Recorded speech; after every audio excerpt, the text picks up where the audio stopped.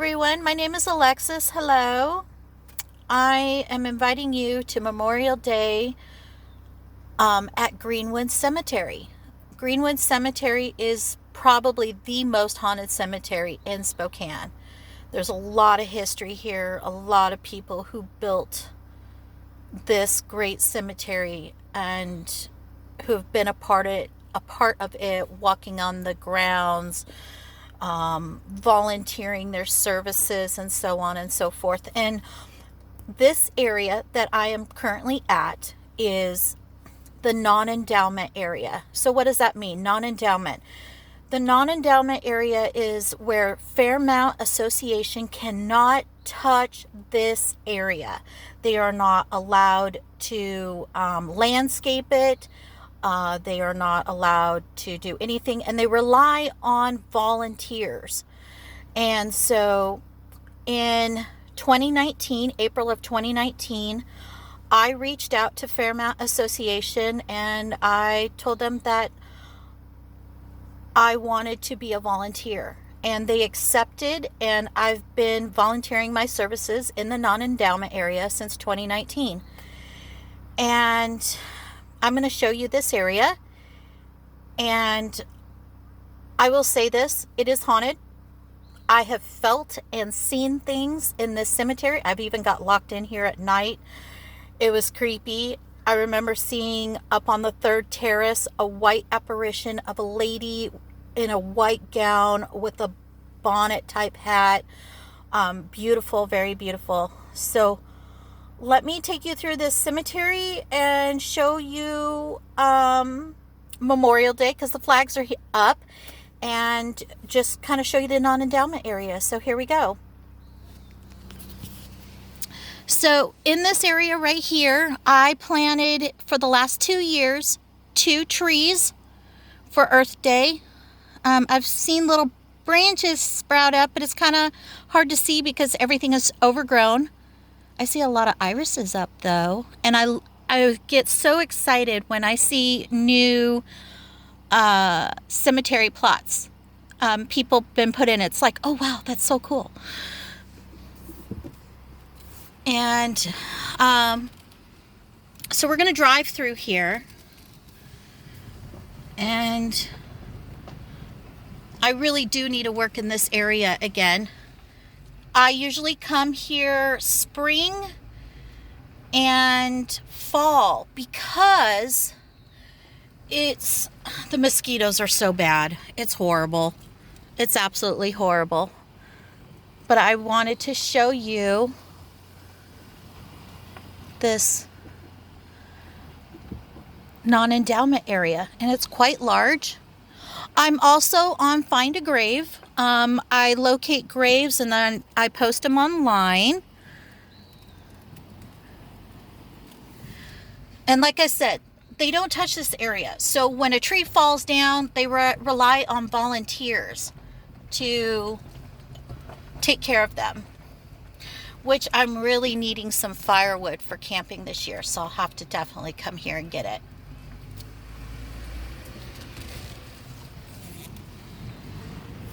And we're going to drive over to the second area. There's a lot of children buried in the non-endowment area. So you'll see a lot of small plots, and here's a few. A lot of children buried, a lot of babies. There are some adults, but there's a lot of children.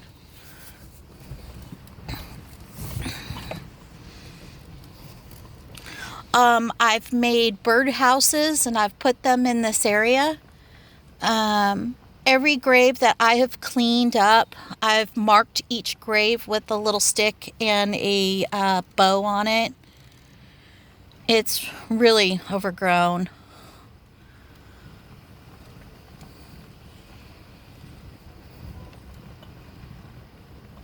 Get some on this side too.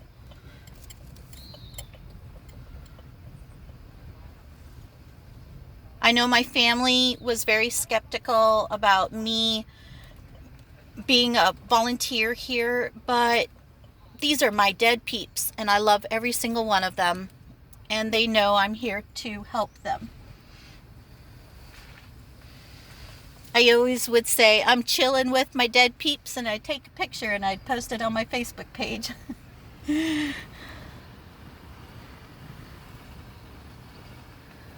So now we're going to head to the rest of the cemetery and go check out the flags. So we're on the ground level. And this one also has historical markers. And there's a lot of people here, a lot of history.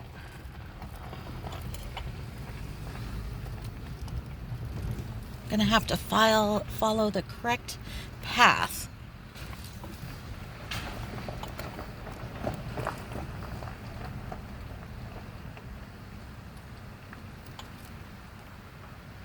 Okay, I've got cars. So I'm trying to think which is the best route to come. Okay, I guess the arrows are pointing this way, so we'll go this way. I'll follow the cars. And put on my blinker. This is Enlow. Oh my gosh. I did a lot of research on this person when I first came here. I believe he started the first national bank here in Spokane.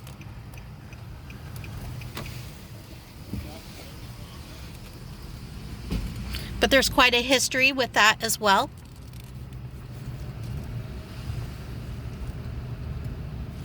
I'm going to drive slow through here. I'm going to take you to the second terrace. The second terrace is really cool. It has a lot of mausoleums. You don't see that on the third terrace. You'll see it on the first, and you'll see it on the second. Right across the way is the other cemetery, Riverside. It's a nice cemetery as well. And they have their flags up. I used to take my daughter when she was first learning how to ride a bike through here because it was a way for her to practice without getting hurt, especially with traffic, especially here in Spokane. We have some crazy drivers here.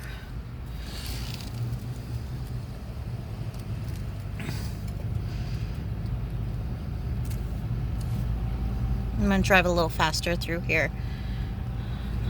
It'll get slower when I get to the second terrace, and then there's a back route. There is a beautiful, and I mean beautiful, area. I'm going to try to pull off so you can see it. It's like a marble place where you can sit, and I know there's some people buried next to it. It's absolutely gorgeous, stunning. Let me show you. Pull off. Hope you can see it as well. Oh, there it is. It's in the back. It's a marble.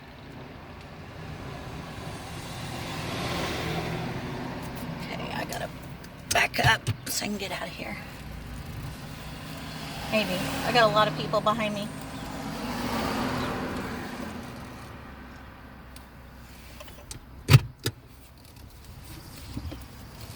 Okay, no one's behind me.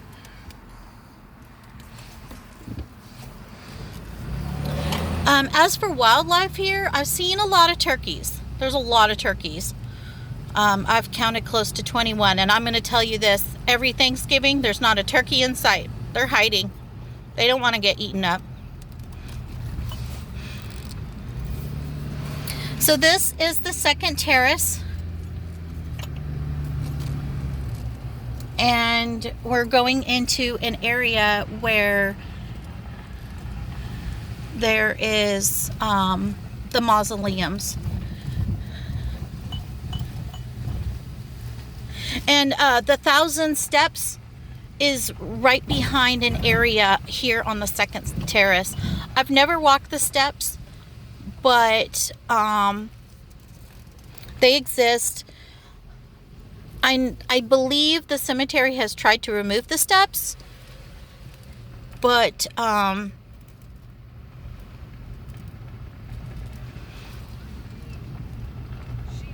they're still there.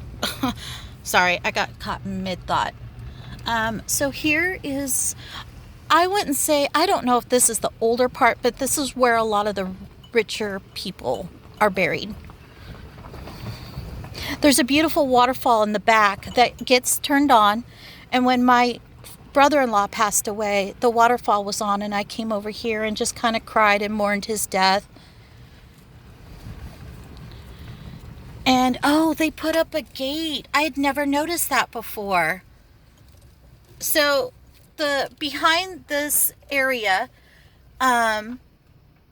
this is now a shed for the cemetery, but behind the area is the actual steps going down to the main road side.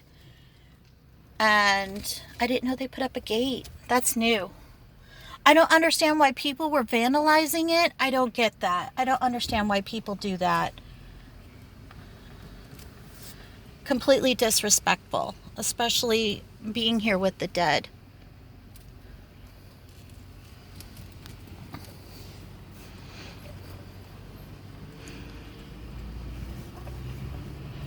But there's another entrance back here to the third terrace. Here's some of the groundskeepers for the cemetery. They are just hauling tishies through here.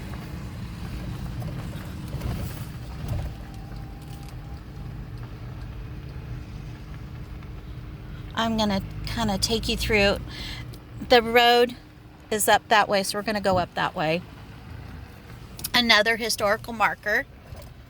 I have not read all the historical markers for this area. I've read them at Fairmount, but not at Greenwood. I don't know anybody buried at this cemetery. My family's buried at Fairmount.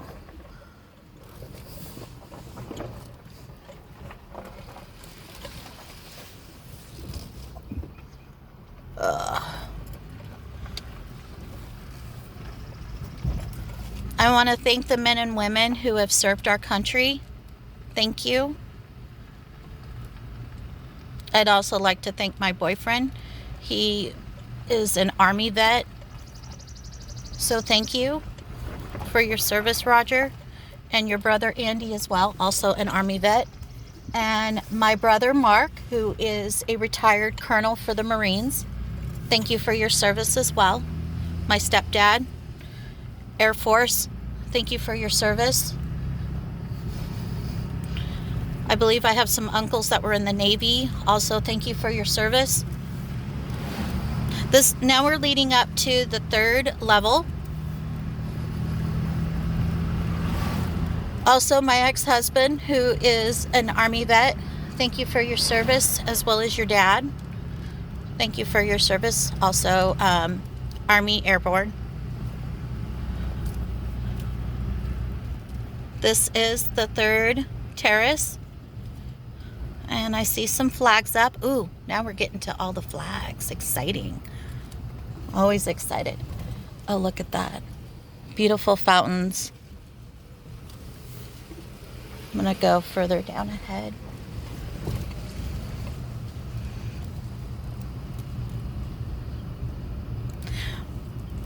Also, thank you to my grandfather, Hilmer. He was a Marine. Thank you for your service. And my other grandfather, Elmer, Army. Thank you for your service.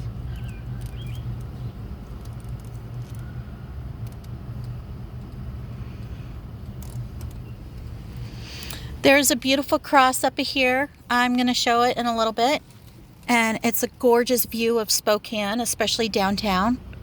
So I will drive by there.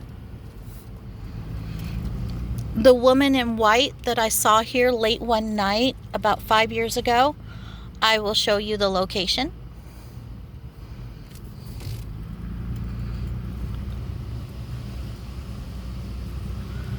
I'm probably not going in the correct order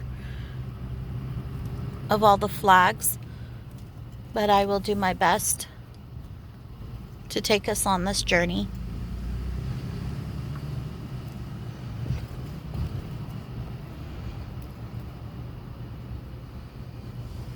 Here are all the flags for Memorial Day.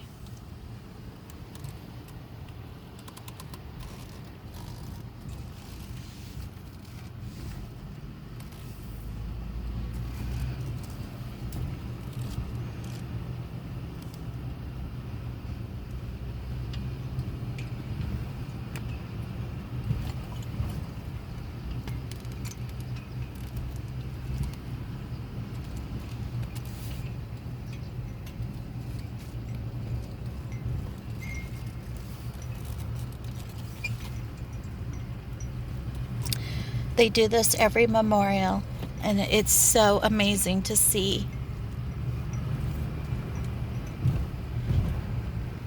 In 2019, not only was I a caregiver for the living, but I also became a caregiver for the dead.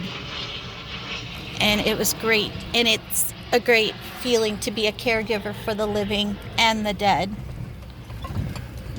And I'm still a caregiver for the dead. Not so much for the living.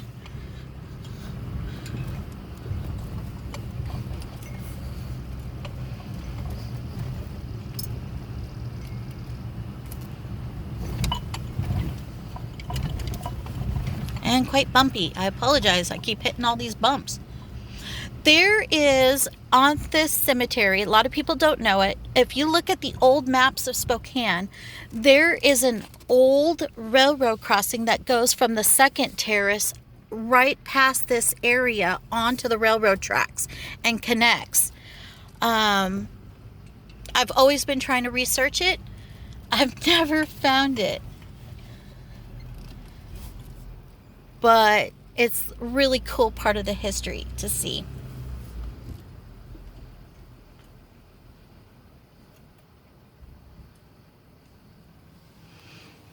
A gal's cat crossing the road, so I'm waiting so they can get by.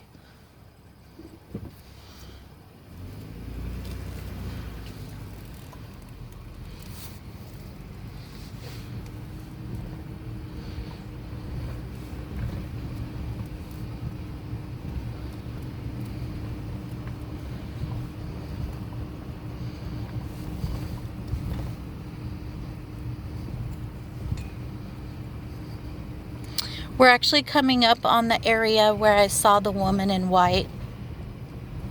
So I will show you that area.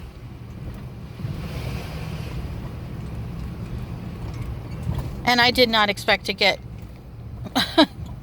caught in this, locked into the cemetery, but it happened. The railroad is right down here on the other side, and there's a railroad bridge further up ahead.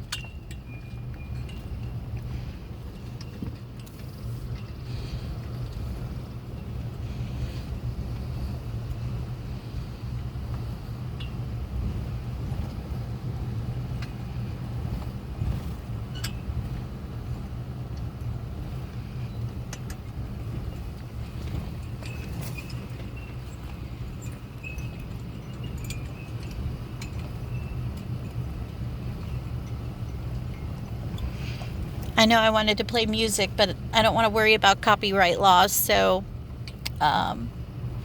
it'll just be kind of quiet with the wind blowing and me talking. Okay, so when I got locked in here, I was down in this section right down here. Oh, there's a turkey.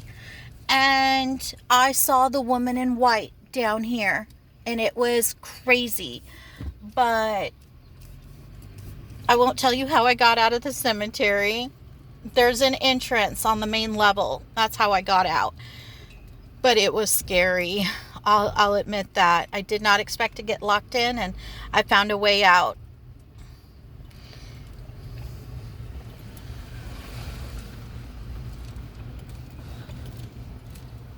I could go that way. I'll go this way. I'll stay on the road.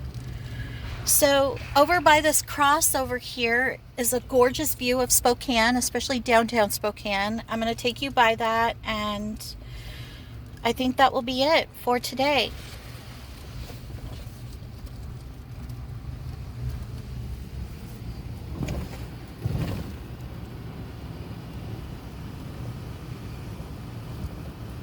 And there's that cross.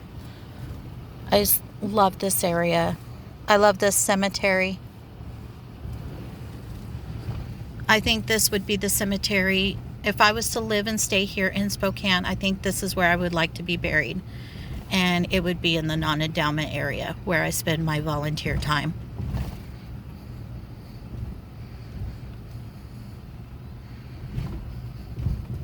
Here's more of the flags.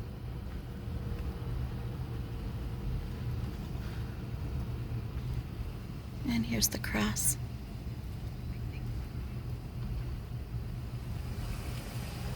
And there's downtown.